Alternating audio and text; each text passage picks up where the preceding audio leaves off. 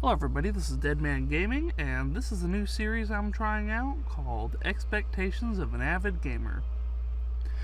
So real quick, I'm just going to run down what this particular kind of series is before actually starting with the episode. This series pretty much is going to be, like the namesake says, my expectations for any up-and-coming games. So what I'm going to do is I'm going to first give my expectation of the game, what I expect the game to provide, and then I will play the game for, we'll say, roughly 5 to 6 hours, maybe less depending on if I get whatever information I need, and just kind of give comparisons of what I think from any of the pre-release footage and any kind of pre-release information I've actually looked up on the game, and then the actual reality of it after I've played the game for a little bit. So to start off, we're going to do our first episode over Code Vein.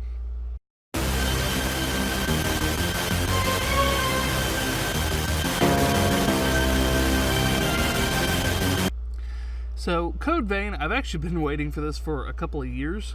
I had waited for it initially for about a year and a half or so. I'm not exactly sure when.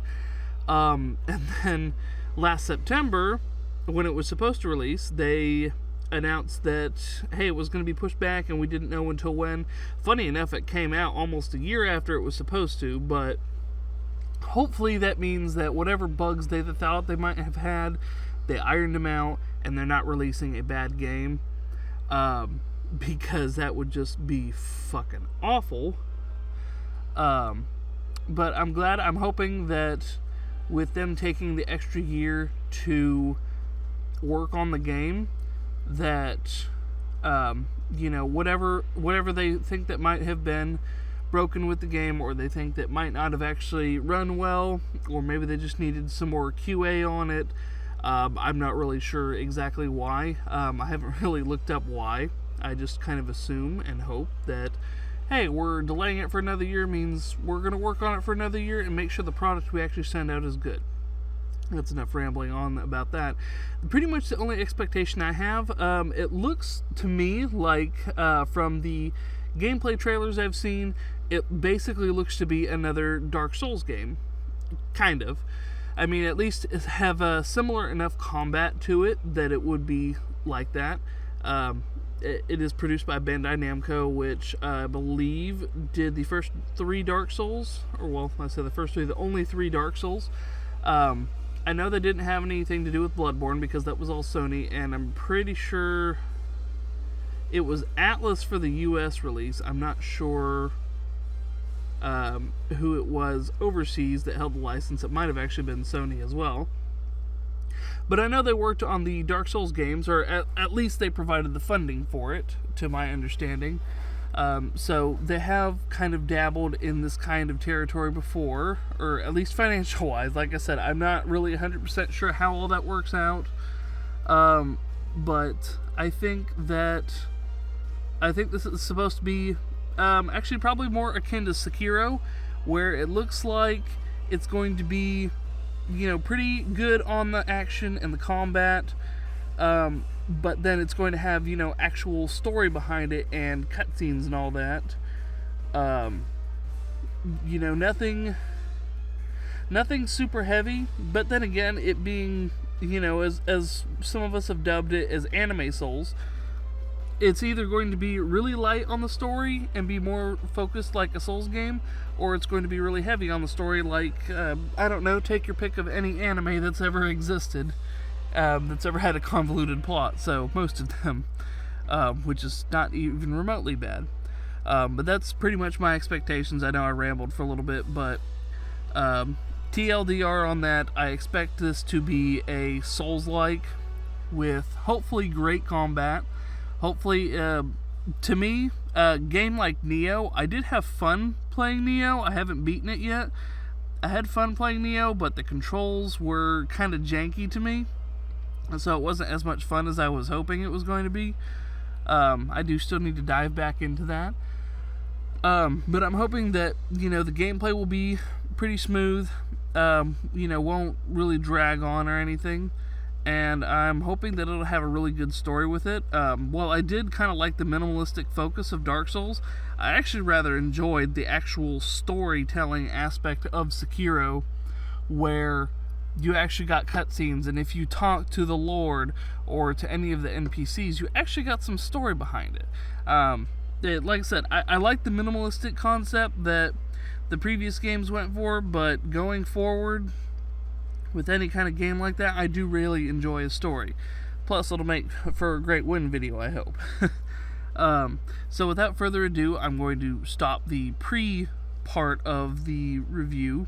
I'm actually going to go play the demo, and I'm going to come back and say my thoughts on it. And I might even actually just wait until the full game releases to do my thoughts. I haven't decided on that yet. But anyway, that's going to be it, and we'll see you in the next part.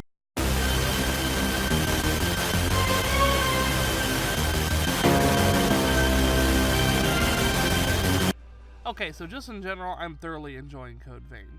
It's pretty much what I expected it to be, albeit with some differences. And I did make a kind of good and bad list, well, not really good and bad, a pros and cons list, which I guess wouldn't really accurately reflect, but that's just kind of what I decided to call it. I'll just start off with the cons, because a lot of them are very minor. The clipping issues. Just like in cutscenes with the hair and stuff. I'm sure some people are going to be upset about it. I personally am not. I just think it's a little weird that, like, okay, I get some accessories will, like, stack and it looks weird, but even things like the character's hair, especially like the pre-rendered ones like Mia, her hair will clip through her arm, and it's just like, why? Could you not have put just a tiny bit of collision on those? But whatever, that's very minor. Let's see. You shouldn't have to load while resting at the missile. I know technically, whenever you rest at a bonfire in Dark Souls, you rest at the bonfire and it does kind of a little loading thing, but it's active on the screen, whereas with Code Vein, it just feels like you're in a small loading screen when you go on it, and then not when you get back up. Like, I get it, it's them resetting the positions. I just wish they could have done it in a more creative way, such as like with Dark Souls. You know, it is still technically a small loading screen to get to that menu, but there's ways around it in Dark Souls. And this one's also kind of minor. I don't really like the blood splatter on the screen when using your, there's so many different blood variants. Your blood veil. I don't really like that because I feel like I'm taking damage when I do that, but that's just a mental condition of, you know, blood splatter on the screen for so many years being like, hey, you took damage. That's just a little small nitpick, but it's there. It doesn't actually really affect anything, especially the full game, so it's not a big deal. So for the pros, I guess you could kind of put this as a con or an in-between or whatever. I will say this game makes me way more greedy than I am in Dark Souls. I've noticed a lot of times, especially when I die, it's not that I haven't bothered to learn some of the boss's patterns. I just feel like there's a safety net there because there is a character always with you, whether you're playing online or you just have one of the AI characters, which granted you can not have the AI characters with you. That's just something I noticed. I personally noticed that I have more greed in Code Vein because, I don't know, I just feel like the other character will always pick me up, and I get pissed off at them when they don't pick me up, even though it's my fault that I was down in the first place. And in that same subject, you can give some health to your partner, so if you're careless or if you're learning a boss, either way, the end isn't always the end. The combat's very solid. You could pretty much say that as the game as a whole. It does feel like kind of an easier Dark Souls, but at the same time, it's not. The difficulty doesn't feel quite as ramped up. There does seem to be a little less bullshit and one-shot. Maybe some of the animations aren't quite as frame perfect as Dark Souls can be. So like in Code Vein, when you go to heal, you can't cancel out of it by like rolling like you can in Dark Souls. And I do apologize if I sound a little sick. I'm just trying to get over something. One other thing I liked, they have depths, which act like challenge dungeons from Bloodborne. So you could go in there, get some level up, get some extra crafting materials for upgrades or the like, and, you know, get some extra haze, which is this game's version of souls. And one thing I really love is that there's iframes. That was something I was a little worried about because Sekiro didn't really have them. I mean, they do, they're just very frame perfect, and you're not supposed to just dodge through everything. You're actually supposed to, you know, maneuver around properly. That's pretty much all I had for the pros and cons list. Overall, Code Vein did live up to my expectations. It's a phenomenal game from what I played so far. Like I said, for this series, I'm doing probably anywhere between 5 to 7 hours of gameplay before I kind of critique it, I guess you could say. I'm not super good at reviews at the moment. It's something I'm working on, but I just wanted to do this little kind of before and after thing to see what I expected out of the game, what I actually got with it, and whether it met my expectations, which is why the series is called what it is. Anyway, that's going to be it for this one. Again, Code Vein met my expectations. It's pretty awesome so far. I like the storytelling. Oh, one thing I did forget to mention in the pros is that unlike Dark Souls, when you go to your home base, you can actually see what your next objective is, and it's still vague enough that you would still need to go do some exploration if you haven't done it.